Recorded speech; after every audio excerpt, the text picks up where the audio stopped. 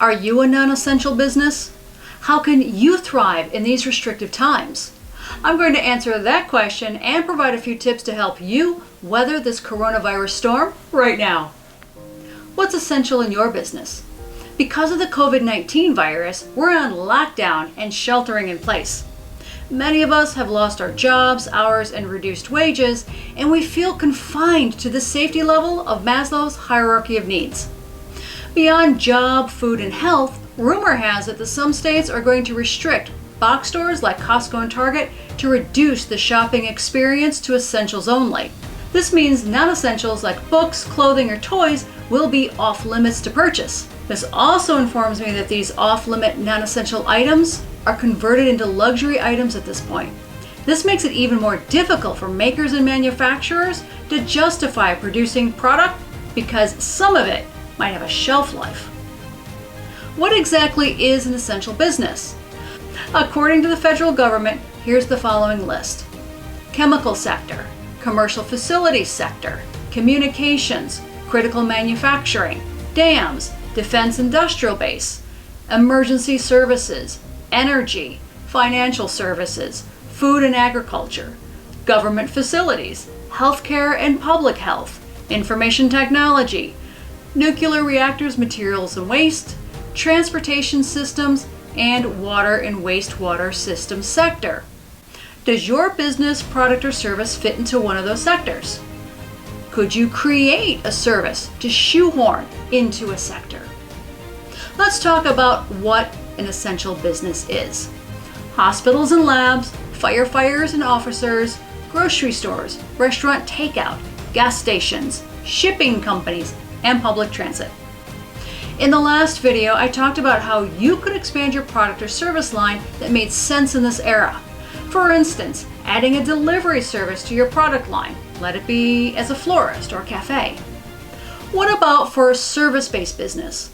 A client of mine who's in construction just dropped his sewer services because it requires ridiculous insurance premiums and he wanted to focus on other services. Now that our cities are reduced to essential services only, his business has come to a standstill, meaning the services he offers aren't found on the essentials list. But you know what is? Sewer services. Sewer services allows him to work in partnership with the city, and this week he told me that he's reinstating his sewer services. This may just save his business. How about you? What areas of your business are at a standstill, and what could you add as an essential service? Now, let's review what are non-essential businesses. Tourist attractions, sports venues, movie theaters, dining restaurants, office buildings, and some big box stores. Tourist attractions like museums are offering virtual visitations. Sports venues like Formula One racing are now creating online car racing featuring their drivers. Let's take another look at Maslow's Pyramid. We're confined to the bottom two rungs of the pyramid, which include physiological and safety. Within each area, our most basic needs must be met to endure the stay-in-place mandate. So, if you think about it, those areas involve food, health, home, and money. We're all feeling the need to feel safe and secure, as well as make and save money. And I know this comes from a scarcity mindset, but hang with me. Remember the Kevin Bacon game, 6 Degrees of Separation? That's the parlor game based on the 6 degrees of separation concept. It posits that two people on Earth are 6 or fewer people, acquaintance links, apart. We challenge each other to find the shortest path between us and the prolific actor Kevin Bacon. What connections can you make to create a shorter path to your services? Right now, the fastest growing areas are finance and health. People need to know if they're going to have the funds to pay their mortgage or rent, and if we're going to have any savings left over after this draws to a close. We're also concerned about the toll this virus is going to cost on our health long term, plus the cursory issues that surround it. Now, if you're not directly involved in finance and health, how can your business or service product link to one of these two categories? In my Build Your Own Money Message program, we talk about which industry and market your business is in.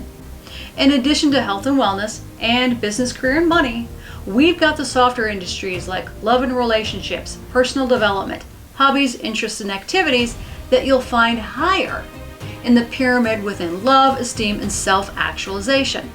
So, if you're in the higher levels, how can you correlate your services to tie into health and finance? If you're a home organizer, you could appeal to the health and wellness of your clients with your services. Here's how.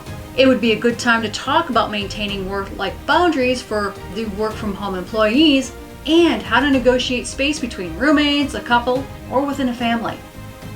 Perhaps as a work-from-home employee, set up shop on the kitchen table and restrict the times from 9 to 5. After 5, remove anything resembling office material to reclaim as a family eating space. It establishes roommate expectations, mental health harmony for you, and provides equanimity among all the people who dwell within the space. Or are you in a different industry, say personal development? What's your ability to find the 6 degrees of separating within limited space? We creatives have learned to thrive when we're dealt with space, time, or material restrictions. You can too. You've got this. If you're starting a new business, or if you've been established a little while, grab your free copy of the Small Business Brand Toolkit System to get started. This free Small Business Brand Toolkit System contains all the essentials for creating, launching, and growing a successful business.